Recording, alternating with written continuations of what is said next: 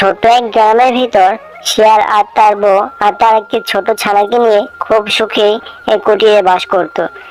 তাদের সংসারে ছিল খুবই অভাবী। শিয়াল ছিল খুবই পরিশ্রমী। বাড়ির আঙ্গিনার পাশে ছোট্ট একটি বেগুন চাষ করার ক্ষেতই ছিল তার। শিয়াল এই বেগুন বিক্রি করেই তার সংসার চালাতো। তবে শিয়ালের বউটি ছিল খুব লোভী। প্রতিদিন নিত্য নতুন শাড়ি পরার খুব শখ ছিল তার। একদিন খুবই বায়না ধরলো বেনারসি শাড়ি কিনবার। ওগো, আমাকে একটি বেনারসি শাড়ি এনে দাও না।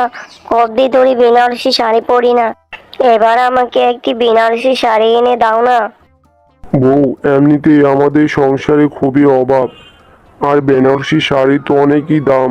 এখন আমাদের বেগুন বিক্রি করাও কম হচ্ছে।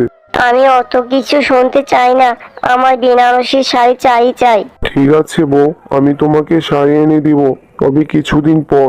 এখন তো এমনিতেই আমাদের সংসারে অভাব। বাবা, বাবা, আমাকে একটি নতুন খেলনা এনে দিবে? আমার সকল বন্ধুদের নতুন নতুন খেলনা আছে, আমারই শুধু নেই।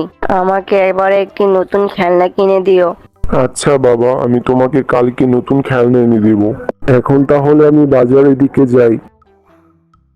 শিয়াল পরিবারের চাহিদা না মেটাতে পারায় মনে খুব কষ্ট নিয়ে চলে গেল বনের এক ভিতরে।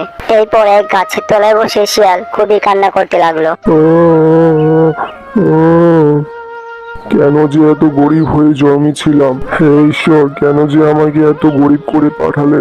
না পারি নিজের চাহিদা মেটাতে, না পারি পরিবারের চাহিদা মেটাতে। এর থেকে তো আমার মরে যাওয়াই ভালো। শিয়াল গাছতলায় বসে বেশ কিছুক্ষণ কান্নাকাটি করার পর হঠাৎ তার চোখ গিয়ে পড়লো একটি বেগুন গাছের দিকে। আরে, এই গাছটি এখানে অযত্নে পড়ে আছে কেন? আর এই গাছটিতে কি সুন্দর বেগুন ধরেছে। এই গাছটিকে এখন তাহলে বাড়িতে নিয়ে যাই।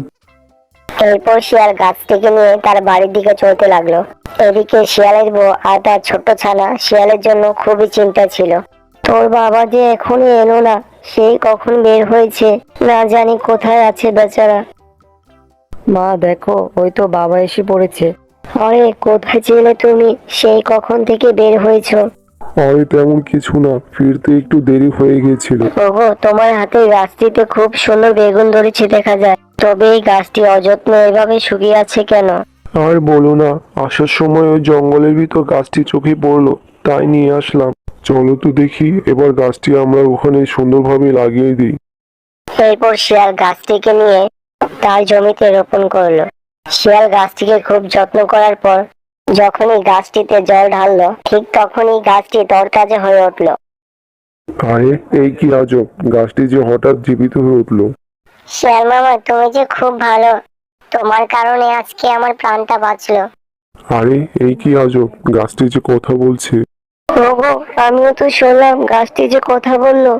হ্যাঁ শিয়াল মামা, আমি কথা বলতে পারি। আমি যে এক অলৌকিক গাছ, আমি তোমার সকল কথা শুনতে পেয়েছি তখন। তুমি যে অনেক কষ্টে আছো তাও আমি জানি, তাই আমি যে তোমাকে সাহায্য করতে চাই। বলো, তোমার কি কি চাই? তাই বুঝি? তুমি কি আমার সব কষ্ট দূর করে দিতে পারবে? আমার যে খুব শখ ছিল একটি বেগুন বাড়ি বানাবো, আর আমার বউটির জন্য একটি বেনারসি শাড়ি চাই। তাই বুঝি? আমি এক্ষুনি তোমাকে বেগুন বাড়ি বানিয়ে দিচ্ছি। আরে, এই কি দেখছি আমি, সত্যিই তো বেগুন বাড়ি হয়ে গেল। আর শিয়াল মামি, এই যে আপনার বেনারসি শাড়ি। ও মা, এত সুন্দর বেনারসি শাড়ি, খুব ভালো লেগেছে আমার। বেগুন গাছ, আমি তোমাকে কিভাবে যে ধন্যবাদ জানাবো, তুমি আমার খুব উপকার করলে। শিয়াল মামা, তোমরা সুখে থাকো, এটা আমি চাই। আর তোমাদের যখন যা লাগবে আমার কাছ থেকে এসে চাইবে। ঠিক আছে বেগুন গাছ। শিয়ালের অভাব দূর হয়ে যাওয়ায় খুশিতে তারা খুব নাচানাচি করতে লাগলো। তারা খুব সুখেই সেই বেগুন বাড়িতে বাস করতে লাগলো। কি মজা, কি মজা, আমরা পেলাম বেগুন বাড়ি।